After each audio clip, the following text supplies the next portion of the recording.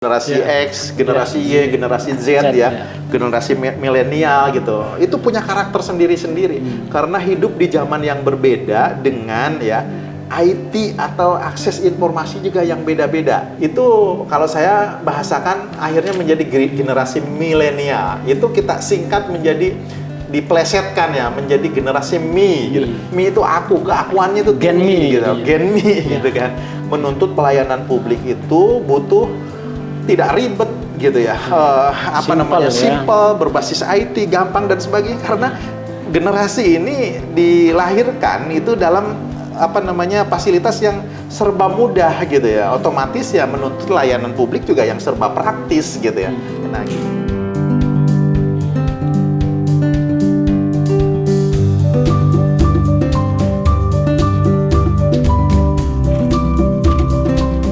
Pemirsa NTB 1, selamat datang kembali di podcast Sikap episode 6.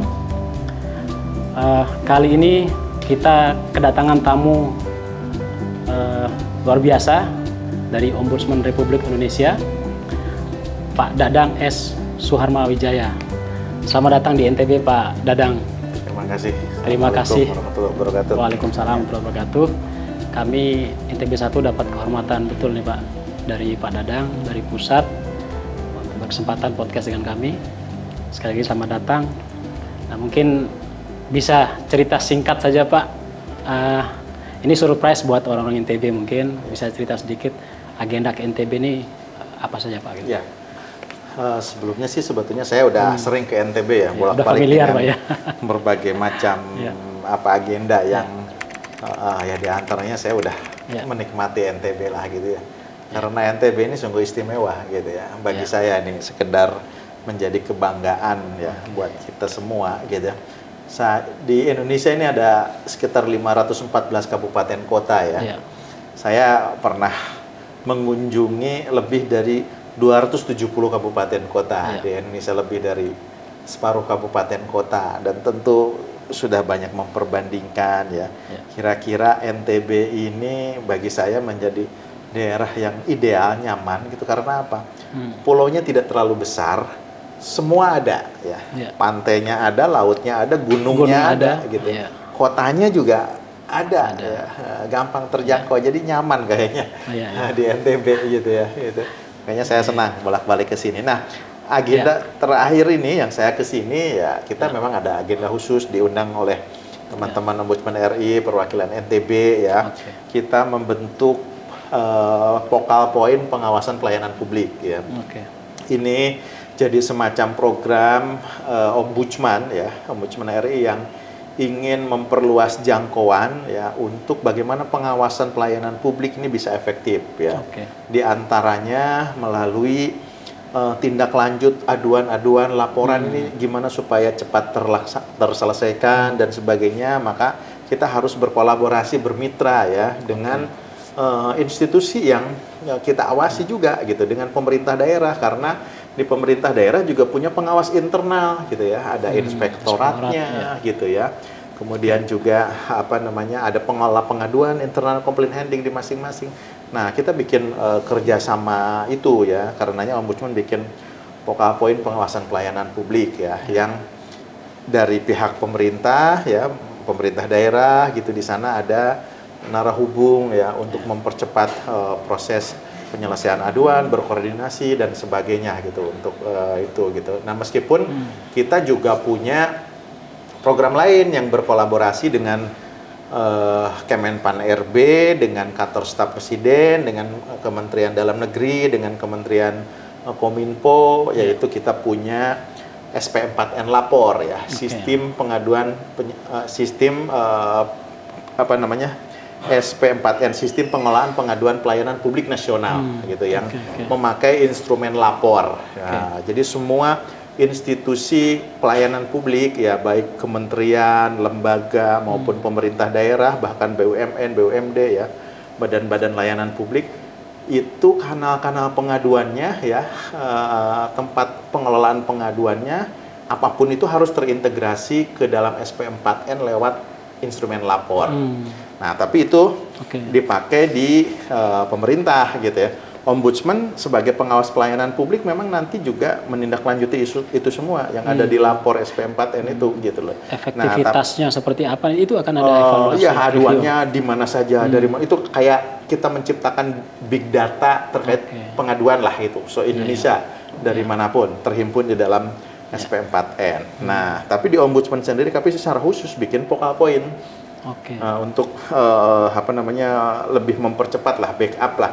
Meskipun di SP4N sendiri itu ada juga yang disebut sebagai pejabat penghubung sama admin penghubung di kabupaten kota. Jadi untuk menindaklanjuti aduan-aduan yang ada di lapor SP4N. Nah, Ombudsman membackup lagi dengan jaringan focal point-nya. Nah, kita lebih memberdayakan inspektorat Pemda untuk menindaklanjuti laporan dan penyelesaian laporan gimana supaya cepat dan sebagainya gitu. Nah, itu yang sedang kita bangun dan alhamdulillah kemarin kita melakukan sosialisasi ya, menjelaskan pentingnya pengolah pengaduan dengan berbagai filosofinya ya, pengaduan dan sebagainya. Tanpa banyak syarat ya, semua inspektorat provinsi kabupaten kota langsung menandatangani komitmen gitu ya untuk siap ya menjadi bagian dari focal point Ombudsman dalam mempercepat penyelesaian pengaduan pelayanan publik di NTB khususnya gitu. Artinya sebenarnya sistem awalnya sudah ada, artinya tinggal adaptasi saja mungkin ya pemerintah daerah dengan itu justru Ombudsman lebih membackup tindak lanjutnya karena begini ya. Ada laporan aduan yang langsung masuk ke Ombudsman. Kita juga butuh tindak lanjut seperti apa ya. Itu kan butuh percepatan, butuh koordinasi dan sebagainya itu juga. Kemudian yang tidak lewat Ombudsman, masyarakat mengadu lewat lapor SP4N. Juga demikian, di SP4N lapor itu kan diarahkan untuk ke instansi-instansi masing-masing penyelesaiannya seperti apa. Tapi ketika di mereka itu tidak terselesaikan dalam waktu 60 hari, laporan-laporan yang ada di lapor SP4N itu akan menjadi laporan penundaan berlarut yang masuk ke Ombudsman gitu. Jadi di sana ada merah, kuning, hijau lah. Katakanlah yang hijau itu ditertangani, yang kuning itu sedang diproses di mereka. Nah, yang merah itu ya terbengkalai tidak ditangani aduan-aduannya di sana. Nah, yang merah ini 60 hari dibiarkan segala macam itu berpotensi untuk masuk ke Ombudsman. Nah, ketika masuk ke Ombudsman kan menjadi penanganan di Ombudsman. Meskipun di Ombudsman sendiri masyarakat ada yang mengadu langsung. Nah, tapi semua itu kan harus diselesaikan tindak lanjutnya. Nah, kita butuh peran ya untuk mempercepat itu. Di antaranya peran inspektorat ya sebagai pengawas internal di pemerintah daerah, tapi sekaligus oleh Ombudsman dijadikan jaringan focal point pengawasan Ombudsman untuk di pemerintah daerah gitu. Kenapa? Ya mereka bersinergi ya dan berkepentingan dan dengan senang hati ya bergabung di focal point Ombudsman karena Ombudsman ya prinsip kerjanya itu tidak mencari-cari kesalahan mereka, tidak mencari-cari menyalahkan orang ya, mencari-cari, tapi Ombudsman tujuannya sama dengan mereka adalah untuk menciptakan kualitas pelayanan publik yang terbaik gitu ya. Kualitas pelayanan publik yang prima. Nah, salah satunya kualitas pelayanan publik itu bisa bagus, bisa prima gitu ya. Bisa sesuai dengan standar kualitas maupun keinginan masyarakat ya. Mungkin kami istilahkan quality assurance-nya terjamin, quality control-nya ada, itu memenuhi standar pelayanan publik gitu. Tapi di sisi lain lebih dari itu kita juga butuh selain quality assurance itu quality improvement ya untuk menampung keinginan masyarakat. Kalau quality assurance kan itu untuk memenuhi kebutuhan pelayanan publik masyarakat yang sudah ada di dalam standar pelayanan. Nah, tapi di sisi lain masyarakat kan butuh juga meningkatkan kualitas layanan, ya ada quality improvement yang biasanya belum tertampung di dalam standar layanan. Nah, untuk bisa seperti ini gitu, salah satu pintunya adalah bagaimana kita mengelola pengaduan pelayanan publik itu menjadi lebih termanage sehingga bisa menjadi terintegrasi ya, menjadi masukan buat upaya perbaikan itu dari hasil kolaborasi, hasil partisipasi, hasil diskursus yang deliberatif dengan publik, dengan masyarakat, gitu kan. Mungkin nanti akan ada pertanyaan, kalau ini dalam rangka membentuk sistemnya, ini berapa lama Pemda sampai dengan beradaptasi sampai dengan teraktualisasi sistem ini? Gitu. Mungkin kalau di PokalPoint kita nggak membutuhkan instrumen ya. Kalau di PokalPoint, karena PokalPoint lebih ke ada pejabat ya yang menjadi narahubung di sana yang bisa setiap saat berhubungan dengan ombudsman gitu ya, berkomunikasi langsung dengan ombudsman. Nah, yang mensyaratkan instrumen itu di SP4N gitu ya, karena ada instrumen yang diintegrasikan, yaitu lapor ya, layanan aspirasi pengaduan online rakyat itu berbasis digital elektronik. Nah, itu dihubungkan dengan ya aplikasi-aplikasi yang dipunyai oleh Pemda masing-masing. Mungkin Pemda ada punya Halo Bupati, ada punya apa gitu kan masing-masing. Nah, itu diintegrasikan. Nah, memang itu yang butuh waktu untuk mengintegrasikan IT, mengintegrasikan SOP dan sebagainya. Nah, tapi itu persoalan yang nggak masalah. Shortcut-nya juga tetap pada akhirnya yang terpenting adalah penanganan pengaduan bisa cepat. Makanya Ombudsman membackup dengan PokalPoint karena nggak butuh instrumen, hanya butuh komitmen gitu. Ya. Lebih bagus dia tidak sampai ke Ombudsman kan, selesai di tingkat internal. Harusnya seperti itu aduan-aduannya. Oke. Pak Dadang, tadi sudah sempat bercerita dengan pengalaman di NTB. ORI ini meneropong NTB itu seperti apa sebenarnya dengan sistem baru ini dan mungkin sistem lama yang sudah diterapkan? Karena belajar dari pengalaman, ada juga instansi tidak hanya di tingkat daerah atau juga instansi vertikal yang juga tertangani juga oleh Ombudsman RI. Misalnya kementerian-kementerian itu juga ada masalah di terkait tata kelola pelayanan gitu. Nah, ORI ini melihat seperti apa sih kualitas pelayanan publik NTB ini? Ada dua instrumen yang kita pakai ya untuk menilai potret pelayanan publik sebuah wilayah ya. Instrumen pertama, instrumen penilaian yang komparatif ya. Di antaranya kalau Ombudsman punya survei kepatuhan ya.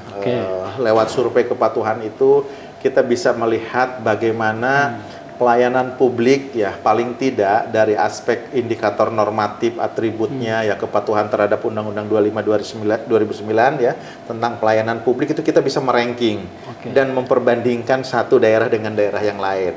Itu instrumen pertama. Instrumen kedua gitu yang kita pakai adalah aduan-aduan masyarakat yang masuk. Nah, aduan masyarakat yang masuk itu tidak hanya nominalnya, tidak hanya jumlahnya ya, tapi penyelesaiannya seperti apa gitu. Karena di era sekarang nggak mungkin aduan itu. Jadi kalau dulu ya yang menjadi indikator penilaian itu tidak ada kasus ya, kasus nol lah, kasus sedikit gitu. Itu lebih baik daripada yang banyak. Sekarang nggak bisa pakai indikator itu. Ya, aduan-aduan pasti banyak, aduan masyarakat itu pasti tinggi. Ya, yang menjadi indikator adalah bagaimana penyelesaiannya.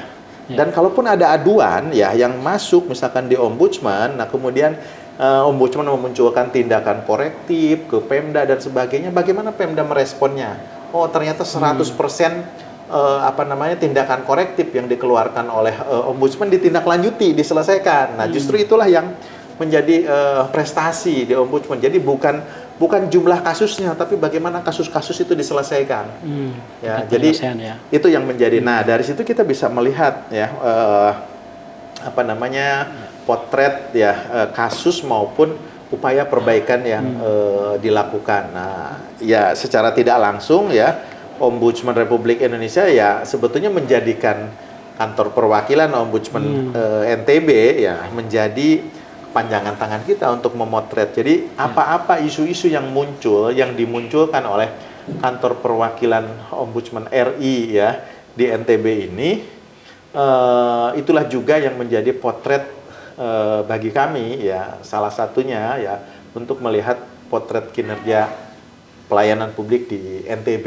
Dan memang kasus-kasus yang terangkat di NTB ini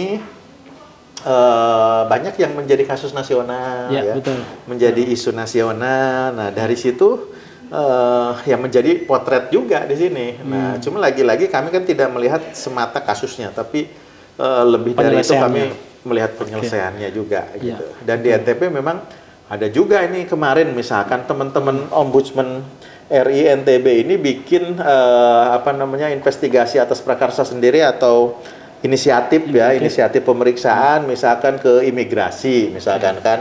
Nah, laporannya muncul kan, nyampe ke kami pusat, gitu ya? kan, ke pusat. Nah, di pusat menjadi bahan kami, bahan kajian kami dan menjadi bahan untuk kami sampaikan ke pemerintah gitu. Kebetulan kemarin terutama ke instansi terkait yang jadi terutama ke instansi terkait ya. Nah, tapi kemarin misalkan Pak Presiden juga menjadikan layanan keimigrasian ini menjadi potret layanan publik juga, menjadi kepedulian, dikomunikasikan dengan Menpan yang baru ya, misalkan Pak Pak Anas ya, Pak Anas bilang wah ini Presiden komitmen nih terkait dengan pelayanan publik di bidang keimigrasian. Saya bertemu langsung, saya sampaikan bahwa ini kami punya kajian ya, punya hasil temuan ya yang diperoleh dari teman-teman Ombudsman RI perwakilan NTB.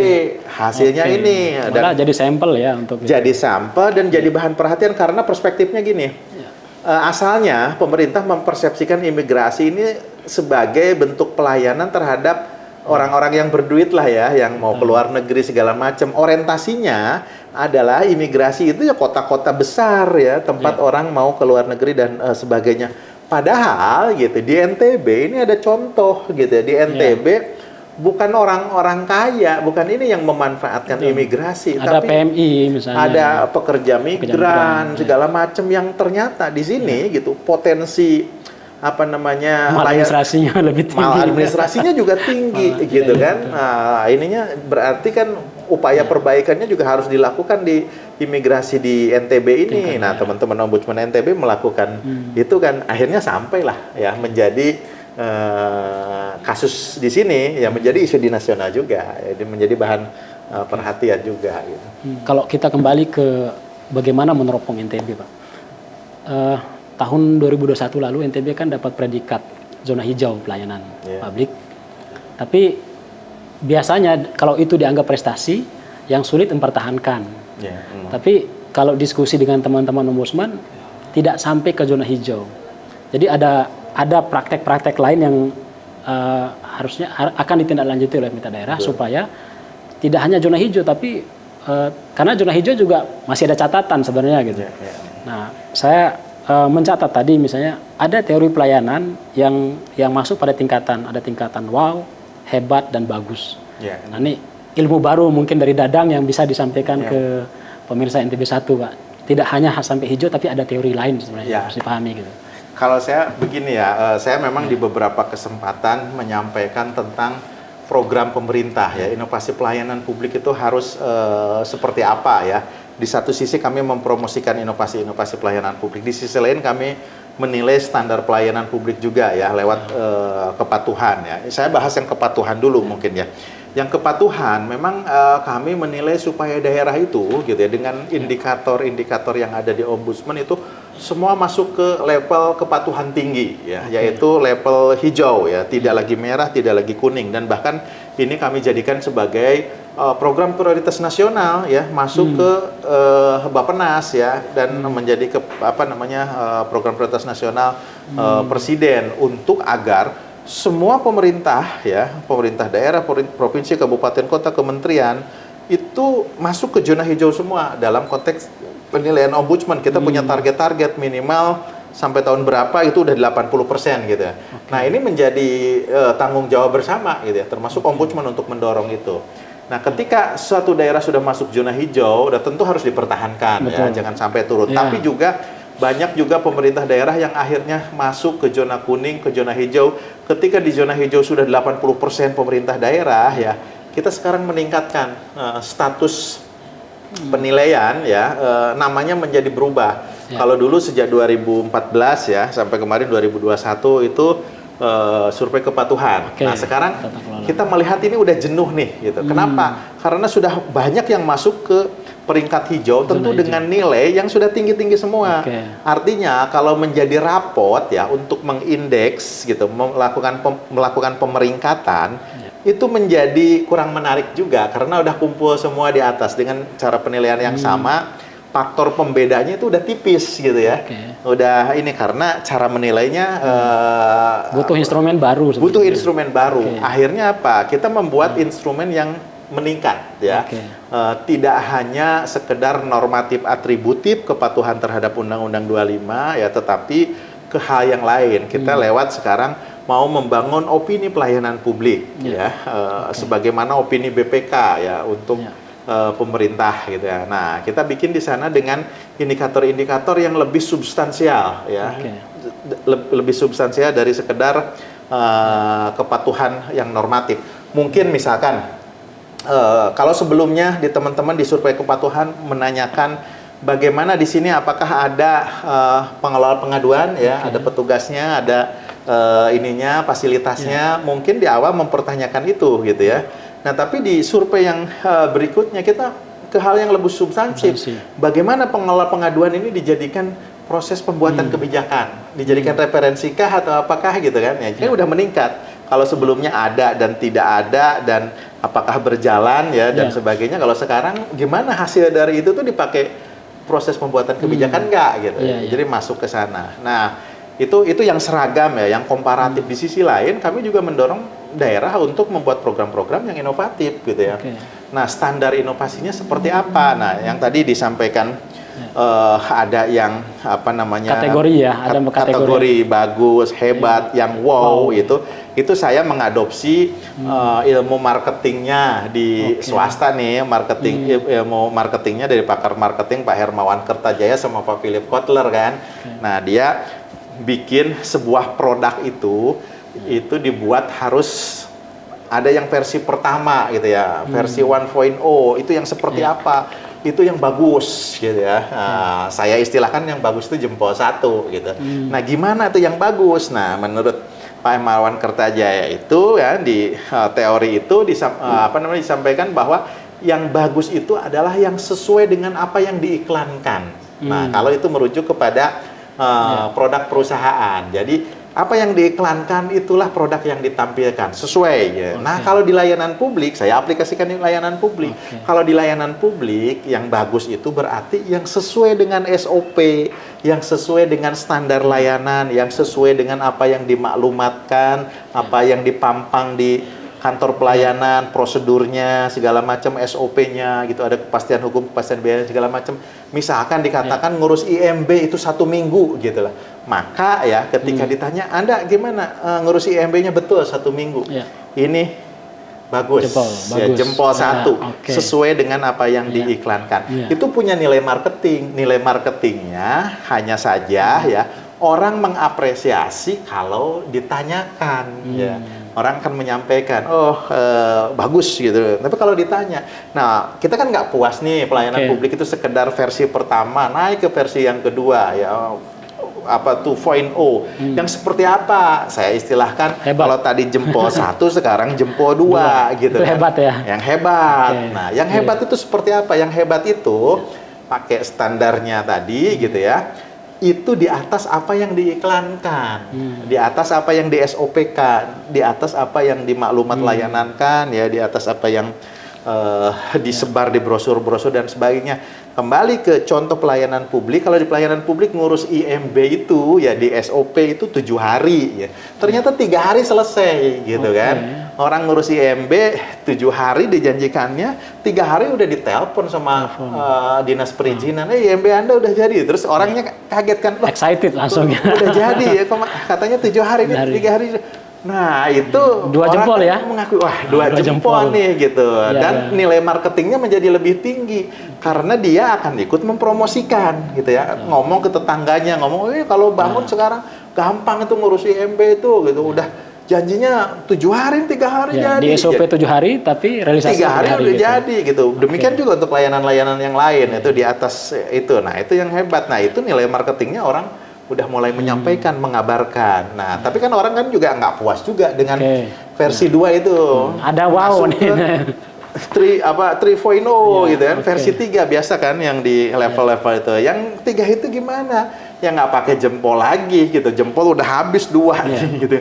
Yang pakainya wow gitu kan. Ekspresif, lebih ekspresif. Yang wow itu seperti apa gitu. Yang wow itu orang nggak ngebayangkan layanannya itu sehebat itu gitu kan. Awalnya nggak kebayang gitu. Kalau saya sih biasanya mencontohkan misalkan puskesmas gitu kan. saya punya orang tua mau diajak ke rumah sakit, mau berobat ke rumah sakit, ternyata butuh surat rujukan dari puskesmas. Saya datang ke puskesmas, saya bayangin puskesmas itu pusing-pusing keseleo masuk angin gitu. Kira-kira pelayanannya itulah gitu. Makanya butuh hanya butuh surat rujukan. Berobatnya mau di rumah sakit yang ada dokter spesialis segala macam. Saya datang ke puskesmas, ternyata di puskesmas turun dari mobil atau apa, udah disambut sama petugasnya, Bapak silakan, jalan masuk ke pintu, di depan sudah ada mbak-mbak sama mas-mas yang pakai selendang cantik dengan 5S, senyum, sapa, salam. Terus silakan Pak. Saya kan udah kaget. Terus lihat mau masuk ke dalam, di situ ada rambatannya untuk difabel gitu kan, untuk kursi roda. Wah, hebat. Masuk ke dalam, ternyata di dalam puskesmas ada kids zone, ada arena bermain anak gitu kan. Terus ada antrian khusus untuk lansia, untuk ibu hamil, untuk kelompok rentan. Kemudian di situ ada touch screen segala macam layanannya, sistem antriannya gitu. Kemudian juga misalkan di sana ada dokter spesialis di puskesmas gitu. Saya jadi berpikir, loh, itu ada spesialis macam-macam. Loh, ada dokter spesialis untuk ibu saya. Jadi saya berpikir, ngapain ke rumah sakit? Itu puskesmas aja udah ada. Dan ekspresi saya atas rumah sakit, atas puskesmas itu kan menjadi wow gitu ya. Di luar yang dibayangkan. Jadi melebihi ekspektasi pengunjung. Melebihi perkiraan gitu, melebihi ekspektasi gitu. Itulah yang. Nah, kalau yang wow ini nilai marketingnya kan menjadi tinggi. Ya, saya tidak hanya dengan bangga menyebarluaskan, tapi mungkin saya memvideokan, ini nih punya saya nih, selfie di situ, ini ada gitu, saya viralkan, jadi gitu konten. Kan, jadi konten viral gitu kan, itu yang wow. Tanpa gitu. Artinya layanan tadi tanpa campaign, campaign sudah terpasarkan dengan sendirinya karena masyarakat, nah itulah yang mau. Tapi ya itu tadi, gimana kita menciptakan layanan publik yang wow gitu ya, yang hebat, yang setelah bagus, hebat ya ke wow itu gimana supaya tetap bagus gitu. Karena apa? Ada prinsipnya ya.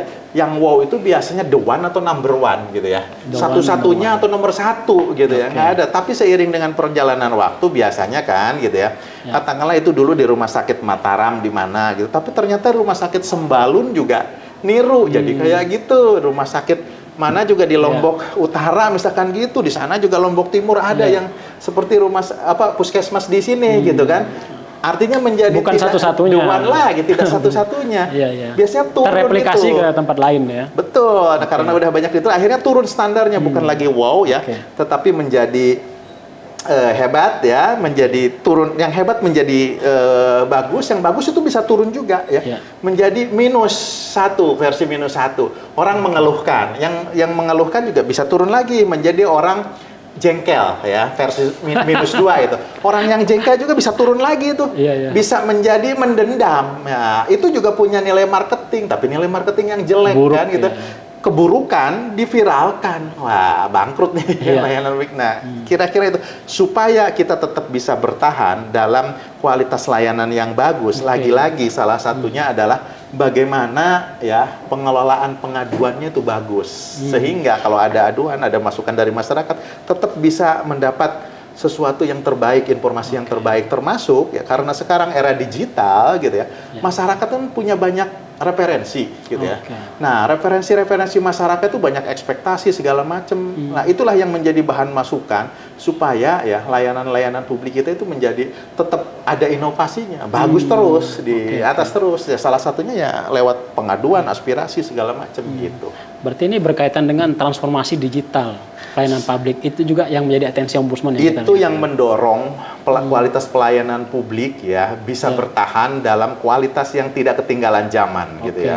Sekarang masyarakat kita kan sudah well informed ya, well IT ya, semua informasi mereka dapat. Membandingkan di Kota Mataram layanan publik seperti apa, lihat di kota lain, bisa gampang mengakses. Mereka lihat-lihat, oh kota saya pingin seperti ini. Jadi kalaupun misalkan sebelumnya Kota Mataram menetapkan layanan publik itu standarnya seperti ini, ada orang yang mengadu, udah sesuai standar kok, udah ini, ya nggak ada yang dilanggar. Kalau itu kita pakai quality kontrol ya, sesuai dengan apa yang diiklankan kan. Nah, itu udah sesuai, quality assurance-nya ada. Tapi masyarakat itu bukan hanya quality assurance saja, dia juga butuh quality improvement ya. Sesuatu yang lebih lagi. Ya. Nah, yang lebih lagi bisa didapat dari mana nih ekspektasi? Ya, di antaranya masyarakat perbandingan di Jakarta seperti apa ya? Jangankan Jakarta misalkan ya, Indonesia aja sering kan memperbandingkan tuh di Singapura, ya, di mana gitu kan, bandinginnya kan. Ya. Itulah yang menjadi pendorong ekspektasi publik ya, yang mendorong untuk membutuhkan quality improvement. Dan itu salah satunya didorong oleh sekarang gitu ya, digitalisasi, ya IT, akses informasi. Nah, karenanya pemerintah ya menganggap digitalisasi atau sekarang tahapnya udah lain ya, udah ke transformasi digital. Ini jangan dianggap sebagai pilihan. Ini bukan opsi ya, tapi ini esensial, keharusan sudah gitu ya, nggak bisa menjadi pilihan. Kalau tidak, ya udah terlindas oleh zaman dan masyarakat tidak akan percaya terhadap layanan pemerintah kalau pemerintah tidak mensiasati atau tidak mengikuti perkembangan zaman. Gitu. Karena ada teori kalau tidak adaptasi dia akan ditinggal. Nggak mungkin zaman akan mengikuti dia. Iya, dia harus ikuti zaman. Terlindas, udah menjadi pihak yang kalah. Iya, gitu. iya. Nah, ini masih kaitan dengan transformasi digital tadi. Iya. Ada anak-anak muda kita, ada generasi X, Y, Z misalnya. Mereka ini kan juga bagian dari publik yang berhak mendapatkan layanan. Betul. Dari usia 17 tahun bikin KTP. Betul. Bahkan usia SD, mereka sudah berhak untuk mendapatkan dana BOS misalnya. Gitu. Yeah. Akses informasi ini kan juga perlu penyadaran kepada mereka sebagai next generasi kan. Yeah. Nah, mungkin treatment ombudsman untuk supaya mereka diberikan ruang pemahaman tentang bagaimana pelayanan publik yang tata kelolanya baik, mulai dari tingkat dasar sampai dengan menengah dan seterusnya gitu. Ya, itu menjadi tanggung jawab semua orang ya. Tapi ombudsman juga mengambil peran di situ menyadarkan publik ya, menyadarkan generasi muda. Di antaranya ombudsman menghidupkan sahabat-sahabat ombudsman ya, mengambil peran ya pelajar, mahasiswa gitu ya, untuk menjadi orang-orang yang turut mengawasi kualitas pelayanan publik, dijadikan sahabat ombudsman. Nah, kenapa kita punya program itu? Karena kita memanfaatkan energi positifnya generasi muda ini. Kita punya tahapan-tahapan tuh, generasi sekarang ini generasi manusia ini terbagi-bagi itu. Nanti kita bisa lihat ya gitu ya. Ada generasi depresi, generasi baby bomber 1, baby bomber 2, generasi X, generasi Y, generasi Z ya. Generasi milenial gitu. Itu punya karakter sendiri-sendiri karena hidup di zaman yang berbeda dengan ya IT atau akses informasi juga yang beda-beda. Nah, mungkin ambil ke yang terakhir gitu ya, misalkan generasi-generasi yang era kita ke bawah ini gitu. Itu kalau saya bahasakan akhirnya menjadi generasi milenial. Itu kita singkat menjadi diplesetkan ya menjadi generasi me gitu. Me itu aku, keakuannya itu Gen me gitu. Gen me gitu kan. Nah, biasanya mereka gitu dengan serba kemudahan yang ada sekarang ya akhirnya punya karakter gitu ya. Menuntut pelayanan publik itu butuh tidak ribet gitu ya. Simple, berbasis IT, gampang dan sebagainya karena generasi ini dilahirkan itu dalam fasilitas yang serba mudah gitu ya. Otomatis ya menuntut layanan publik juga yang serba praktis gitu ya.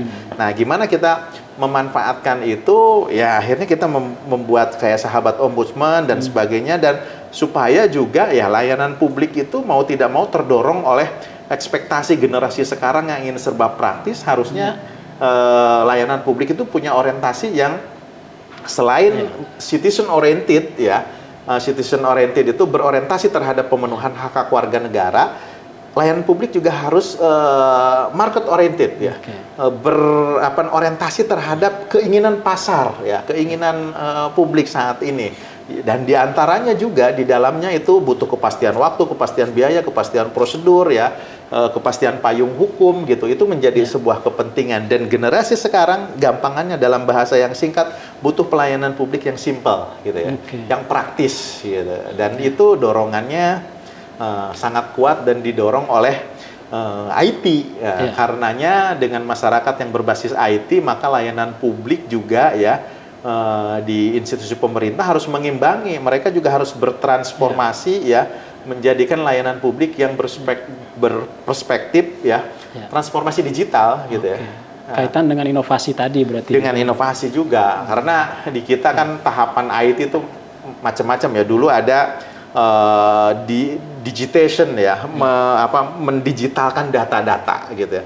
Terus setelah itu ada digitalisasi gitu kan. Digitalisasi dengan ditandai dengan orang membuat program-program, aplikasi-aplikasi. Ya. Nah sekarang setelah digitalisasi masuk ke transformasi digital. Transformasi digital itu menghubungkan antara semua program-program IT yang sudah ada yang dibuat gitu, aplikasi-aplikasi segala macam ini dihubungkan gitu ya. Lewat transformasi digital menjadi sesuatu yang ya Internet of Things gitu, semua serba internet, terkoneksi segala macam. Nah itulah yang mendorong masa sih masyarakat sudah begini berkembangnya, layanan publik nggak berkembang gitu kan, nggak mengikuti, udah terlindas. Gitu. Oke, Pak Dadang terakhir,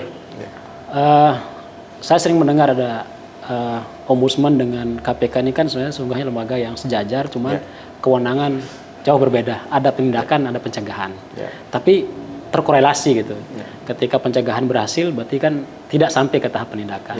Nah, mungkin pesan untuk pemerintahan di NTB maupun kabupaten kota, karena meskipun tadi ya ada catatannya meskipun hijau, tapi kan masih ada note-note di tempat lain terkait pelayanan publik yang kalau dia berbasis anggaran itu juga berpotensi masih terjadi kebocoran, markup, penyimpangan lain gitu.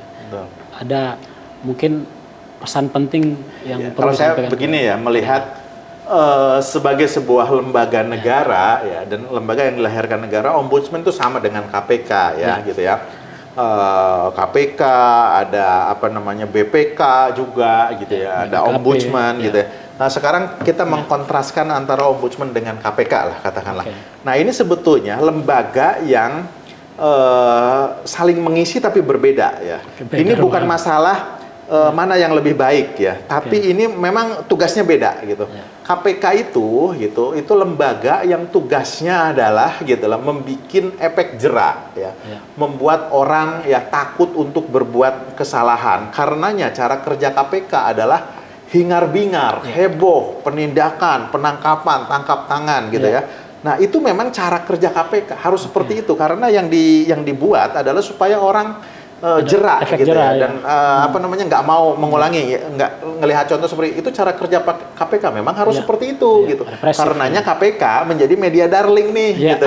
Jadi populer kan? Gitu ya. Karena media kan dulu kan sering kan ada gium apa bad news is good news gitu ya. Berita jelek itu berita yang bagus gitu, yang apa namanya laku gitu kan. Dia akan populer ketika OTT. Populer ketika OTT. Wah, itu jadi padahal kan good news is good news juga gitu. Ada juga. Nah, ombudsman kebalikannya dari KPK. Sekali lagi bukan masalah mana yang lebih baik, tapi ini masalah nature lembaganya diciptakan seperti itu. KPK harus seperti itu. Ombudsman ya, caranya itu, cara kerjanya kami lebih mengedepankan tindakan korektif ketimbang pemberian sanksi. Bukan tidak ada pemberian sanksi ada juga, tapi tahapannya dilewati dulu lewat tindakan korektif. Itu yang dilakukan oleh ombudsman. Karenanya kerja-kerja ombudsman itu ada kerja kemitraan dengan orang yang diawasi, dengan institusi yang ditindak gitu ya.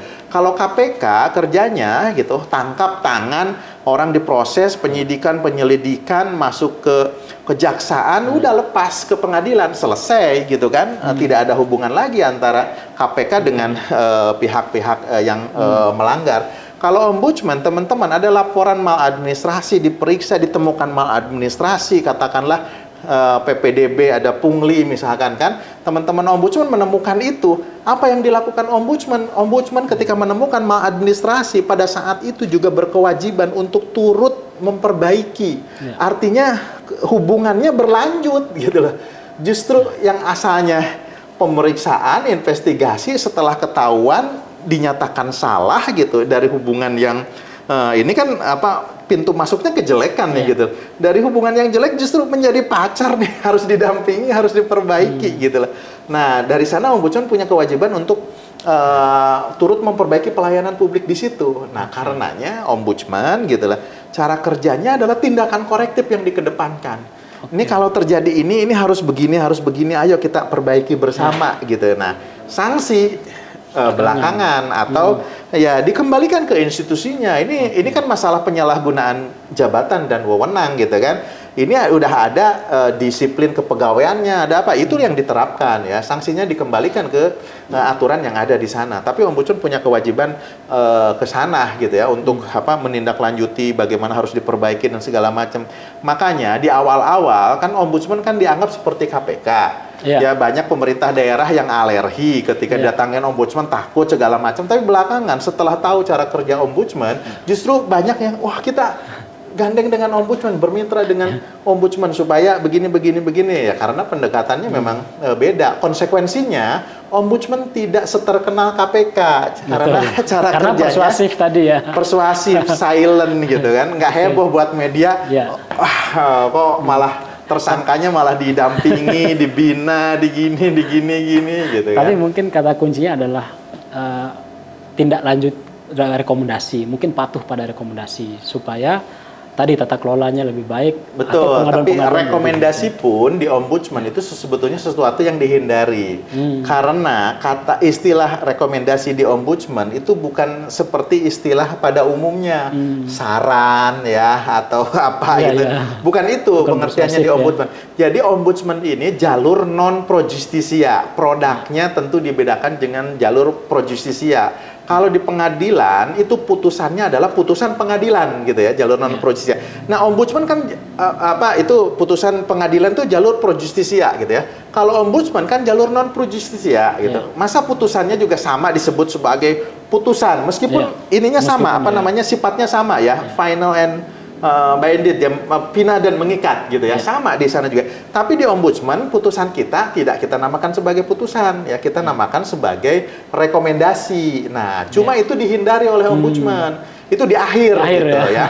Yang dikeluarkan oleh Ombudsman sebelum rekomendasi itu adalah ya, kalau di kantor perwakilan LAHP ya, laporan akhir hasil pemeriksaan, di mana di dalamnya ada tindakan korektif, ada temuan maladministrasi dan sebagainya. Tindakan korektif itu harus dilakukan.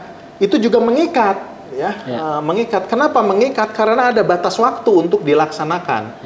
Ya, ada konsekuensi ketika dia tidak. Nah, ketika dia tidak melaksanakan batas waktu sesuai dengan batas waktu itu biasanya 30 hari, 60 hari mau ngapain gitu. Kalau tidak dilaksanakan oleh Pemda, misalkan kan oleh Dinas Pendidikan lah misalkan di Pemda, maka itu akan berkonsekuensi naik nih status LAHP ini dinaikkan ke pusat ya. Itu diproses di pusat ya. Putusannya bisa jadi sama, nanti namanya berubah ya menjadi rekomendasi. Kalau udah jadi rekomendasi, ini ada aturan yang mengikat khususnya untuk pemerintah daerah bahwa semua bupati, wali kota yang tidak mengindahkan rekomendasi Ombudsman ini bisa ya diberhentikan sementara lewat upaya pembinaan oleh Kementerian Dalam Negeri. Ya, namanya diberhentikan kan bisa 3 bulan, 6 bulan gitu. Setahun kan lumayan mengurangi masa jabatan. Itu menjadi sanksi kan ya, berkonsekuensi terhadap atasan dari pihak-pihak yang tidak menuruti LHP. Karena kita ngirim LHP ke dinas ya, dinas ternyata tidak mengindahkan, otomatis konsekuensinya naik ke atasannya, kepala daerah menjadi terhukum lewat rekomendasi itu gitu. Buat fatal sekali gitu. Nah, jadi yang dianggap oleh publik selama ini rekomendasi Ombudsman itu mana? Itu seberapa banyak? Itu yang dianggap itu sebetulnya LHP yang dianggap rekomendasi rekomendasi itu produk akhir sebenarnya. Rekomendasi itu produk akhir, bahkan di Ombudsman sendiri dihindari gitu untuk tidak diterbitkan, lebih baik lewat LHP selesai gitu. Oke. Baik, Pak Dadang, luar biasa. Terima kasih banyak, daging semua. Jadi semoga apa yang Pak Dadang sampaikan tadi adalah menjadi penyemangat, menjadi trigger buat pemerintah daerah untuk terus memperbaiki tata kelola pelayanan publik.